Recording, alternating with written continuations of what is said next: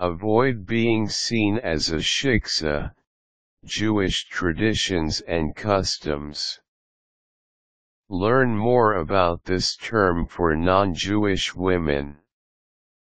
Shiksa is Yiddish slang for a woman who is not Jewish.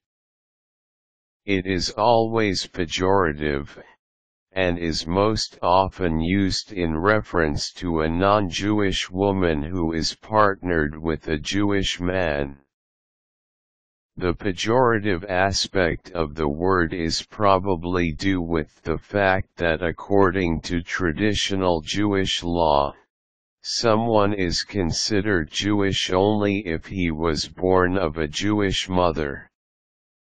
So in essence, the non-Jewish women, or shiksas, are depleting the stock of available Jewish men. That being said, Reform Judaism has softened this stance and considers the child of one Jewish parent Jewish if he was raised accordingly. Because dating and marrying outside of the faith is common these days, the existence of shiksas is a fact of life. Here are some tips on how you can avoid being seen as a shiksa in the worst sense of the word. Learn Jewish traditions and customs. Judaism is a culture rich in tradition, and the fact that many traditions carried on today have been practiced for approximately 4,000 years lends them a certain gravitas.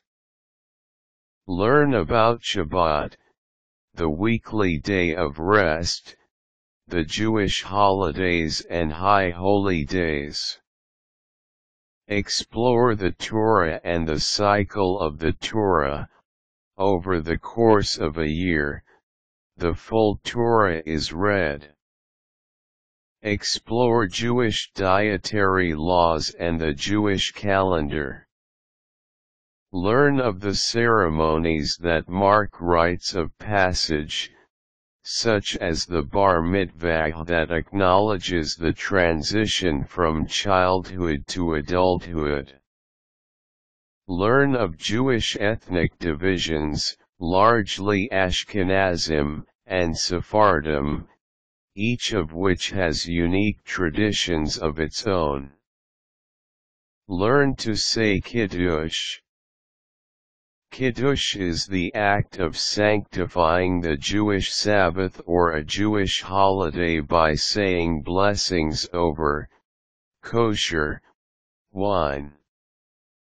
To this day, everyone asks me how I learned Kiddush, which is essentially a prayer written in Hebrew, and truth be told, it was not without a lot of effort. I wrote my own phonetic version and practiced it phrase by phrase. These days, you can find phonetic versions online. Here's one, courtesy of Hanefesh community. Bar-rooch ah-tah ah-do-nye eh-lo-hay-noo Meh-lech hah-oh-lahm, ash-sher kihd-shah-noo bih-mitz-voh-tahv vih-tzee-vah-noo, lih-hahd-lihk shel Shabbat. Kiddush will make a lot more sense to you once you hear a group of people recite it together. Sometimes Kiddush is sung, and I can't help you there. Celebrate the aspects of the Jewish culture that you admire. As in all matters, it is important that you be sincere. Find some aspect of Jewish culture that intrigues you. Fortunately, I found much to admire within the rituals, traditions, and belief systems of Judaism. For example, the emphasis on family values, tradition, self-reflection, justice and charity. Do not try to take on belief systems that do not match your own, but find whatever it is within the faith that resonates with you, and celebrate it. Learn to make a mean matzah ball soup. Food has always been a big part of Jewish culture and tradition. So while you're learn to make some Jewish food standbys while you're at it.